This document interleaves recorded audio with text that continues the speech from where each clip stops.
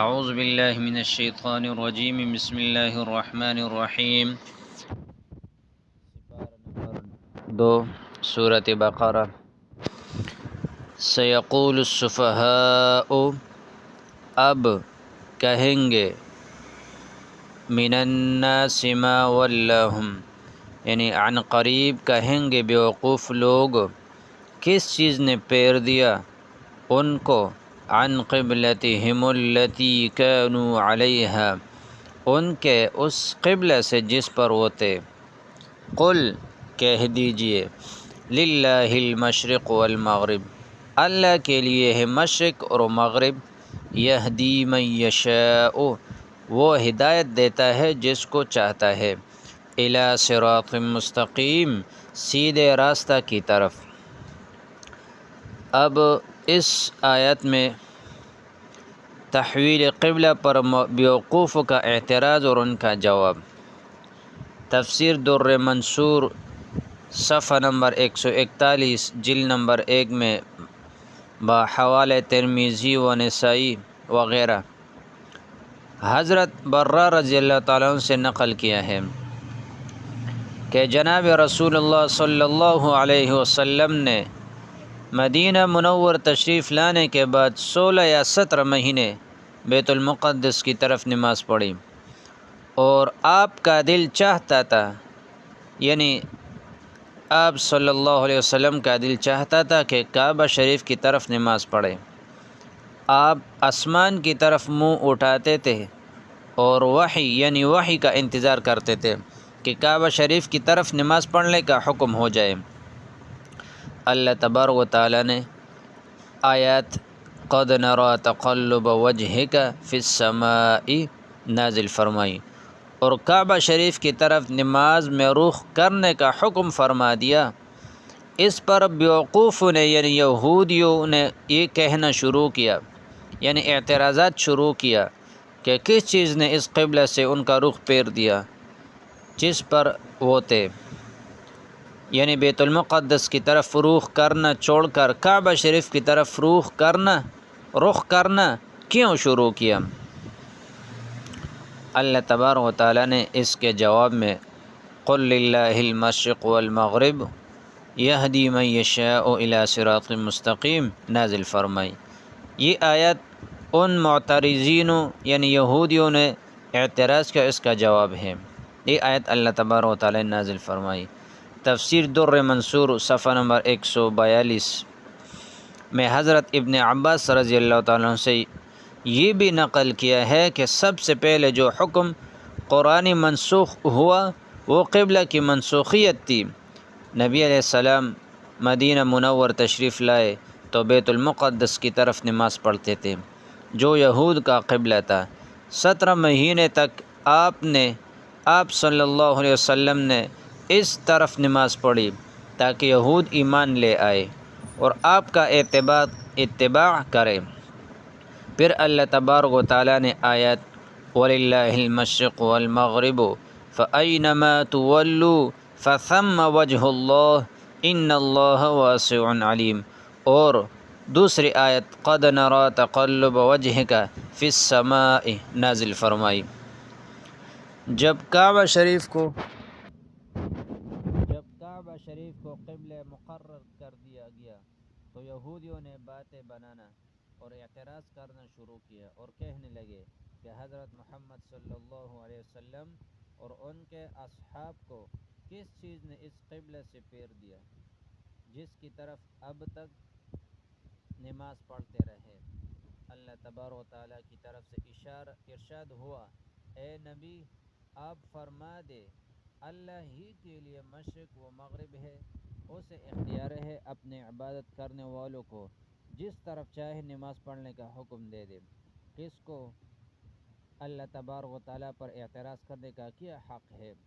مومن بندے اللہ کے قانون پر چلتے ہیں، وہ اسی کی پابند ہے۔ بیت المقدس کی طرف نماز پڑھنے کا حکم ہوا تو ادھر نماز پڑھنے لگے، کعبہ شریف کی طرف نماز پڑھنے کا حکم ہوا تو اسے قبلہ بنا لیا۔ قبلہ بدلنے پر اعتراض کرنا مسلمانوں پر اعتراض نہیں ہے، بلکہ اللہ تبارک و تعالیٰ پر اعتراض ہے۔ مقصد اللہ کی عبادت اور اطاعت ہے، کس جہت یا کس جانب کا رخ کرنا مقصود نہیں ہے، اور اس لیے اعتراض کرنے والوں کو بیوقوف بتایا۔ وہ یہ نہیں سمجھ رہے کہ ہمارا اعتراض کس پر ہو رہا ہے۔ معترض اندھا ہے، معترض اندھا تو ہوتا ہی ہے، اسے یہ ہوش نہیں ہوتا کہ میری بات کہاں لگے گئی اور میرا اعتراض کہاں پہنچے گا۔ اللہ تعالیٰ کے حکم کے مطابق چلنا ہی صراط مستقیم کو اختیار کرنا ہے۔ اللہ کا ہر فرمان حکمت کے مطابق ہوتا ہے۔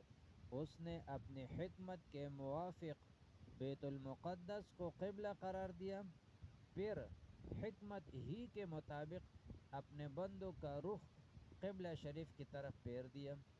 اس نے اپنے بندوں کو ہدایت دی اور ہدایت کے لیے چن لیا۔ ہدایت یافتہ بندے حکم کے پابند ہے، بے چون و چرا حکم پر عمل کرتے ہیں۔ دشمنان اسلام صراط مستقیم سے دور ہے اور اللہ کے حکم اور اس کی حکمت پر معترض ہے۔ وَكَذَلِكَ جَعَلْنَاكُمْ أُمَّةً وَسَطًا لِتَكُونُوا، اور اسی طرح ہم نے تمہیں بنایا امت معتدل، لِتَكُونُوا تاکہ تم ہو، شہداء علی الناس لوگوں پر گواہ، وَيَكُونَ الرَّسُولُ عَلَيْكُمْ شَهِيدًا، اور وَيَكُونَ الرَّسُولُ عَلَيْكُمْ شَهِيدًا، اور ہو رسول تم پر گواہ۔ امت محمدیہ ساری امتوں سے افضل ہے۔ ابھی قبلہ کا مضمون باقی ہے، درمیان میں امت محمدیہ علی صاحبها الصلاۃ والتحیۃ کی فضیلت بیان فرما دی۔ مطلب یہ ہے کہ جس طرح ہم نے تمہارا قبلہ سب قبلوں سے افضل بنایا، اسی طرح ہم نے تم کو اعتدال والی امت بنا دیا اور ساری امتوں سے افضل امت بنا دی۔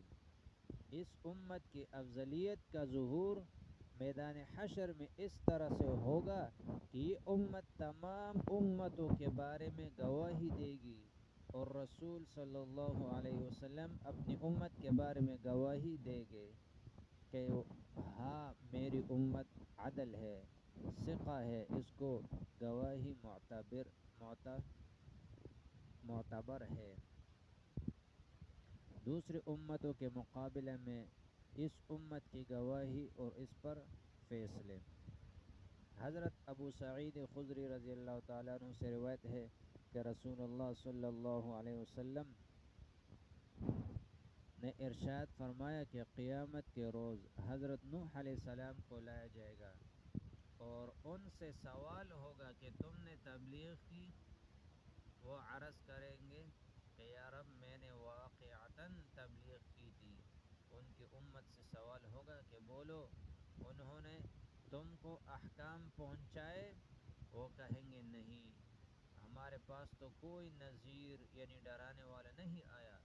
اس کے بعد حضرت نوح علیہ السلام سے پوچھا جائے گا کہ تمہارے دعوے کی تصدیق کے لیے گواہی دینے والے کون ہیں؟ وہ جواب دیں گے کہ حضرت محمد صلی اللہ علیہ وسلم اور ان کے امتی ہے۔ یہاں تک بیان فرمانے کے بعد نبی علیہ السلام سید العالم صلی اللہ علیہ وسلم نے اپنی امت کو خطاب کر کے فرمایا کہ اس کے بعد تم کو لایا جائے گا اور تم گواہی دوں گے کہ بے شک حضرت نوح علیہ السلام نے اپنی قوم کو تبلیغ کی تھی۔ اس کے بعد حضرت محمد صلی اللہ علیہ وسلم نے آیات ذیل تلاوت فرمائی، وَكَذَلِكَ جَعَلْنَاكُمْ أُمَّةً وَسَطًا لِتَكُونُوا شُهَدَاءَ عَلَى النَّاسِ وَيَكُونَ الرَّسُولُ عَلَيْكُمْ شَهِيدًا، اور اسی طرح ہم نے تم کو ایک جماعت بنا دیا ہے جو نہایت اعتدال پر ہے، تاکہ تم دوسری امتوں کے لوگوں کے مقابلے میں گواہ بنو اور تمہارے لیے رسول گواہ بنے۔ لِتَكُونُوا شُهَدَاءَ عَلَى النَّاسِ، اس آیت میں بھی اس کو چاہتا ہے کہ حضرت نوح علیہ السلام کے علاوہ دیگر انبیاء کرام کی امتوں کے مقابلے میں بھی امت محمدیہ گواہی دے گی۔ صاحب روح المانی رحمۃ اللہ علیہ لکھتے ہیں کہ بعض روایت میں یہ بھی وارد ہوا ہے کہ جب امت محمدیہ صلی اللہ علیہ وسلم دوسری امتوں کے بارے میں گواہی دے گی کہ ان کے نبیوں نے ان کو تبلیغ کی ہے، تو سیدنا حضرت محمد صلی اللہ علیہ وسلم کو لایا جائے گا اور آپ سے آپ کی امت کے بارے میں سوال کیا جائے گا، کیا آپ کی امت عادل ہے، گواہی کے لائق ہے؟ اس پر آپ ان کا تزکیہ فرمائیں گے کہ واقعی میری امت عادل ہے، گواہی کے لائق ہے، اس کی گواہی معتبر ہے۔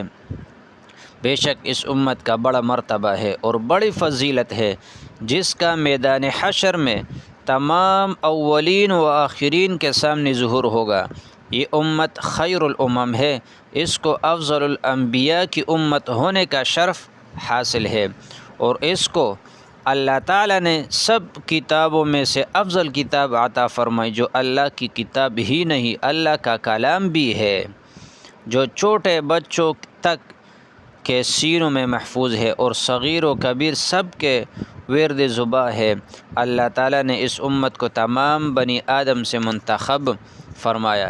سورۃ حج میں ارشاد ہے، وَجَاهِدُوا فِي سَبِيلِ اللَّهِ حَقَّ جِهَادِهِ هُوَ اجْتَبَاكُمْ وَمَا جَعَلَ عَلَيْكُمْ فِي الدِّينِ مِنْ حَرَجٍ مِلَّةَ أَبِيكُمْ إِبْرَاهِيمَ هُوَ سَمَّاكُمُ الْمُسْلِمِينَ مِنْ قَبْلُ وَفِي هَذَا لِيَكُونَ الرَّسُولُ شَهِيدًا عَلَيْكُمْ وَتَكُونُوا شُهَدَاءَ عَلَى النَّاسِ، اور اللہ کے کام میں خوب کوشش کیا کرو جیسا کہ کوشش کرنے کا حق ہے۔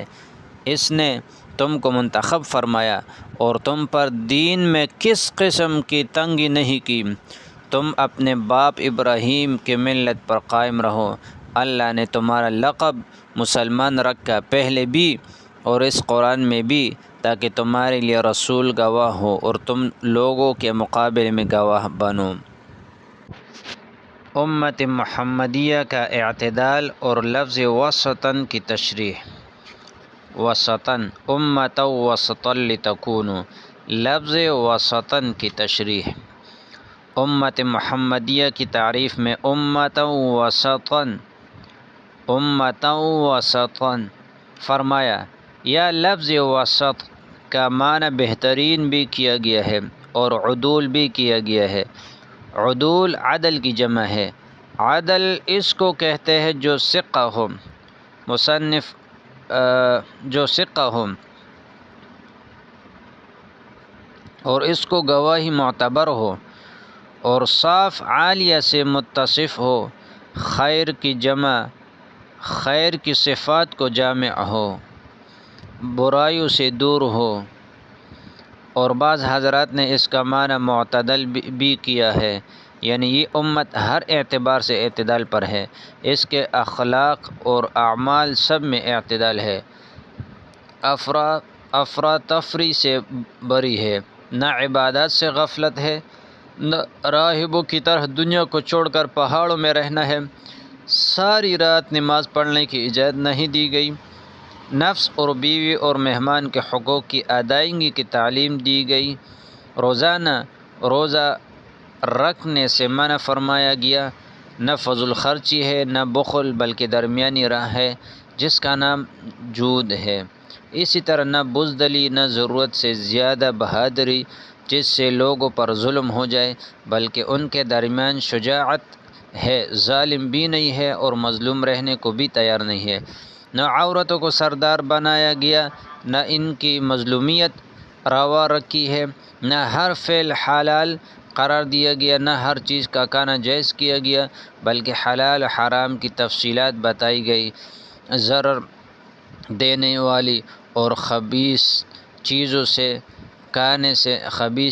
کے کھانے سے منع کر دیا گیا، جن کے اخلاق و اجسام پر برا اثر پڑے، طیب اور حلال چیزوں کے کھانے کی اجازت دی گئی۔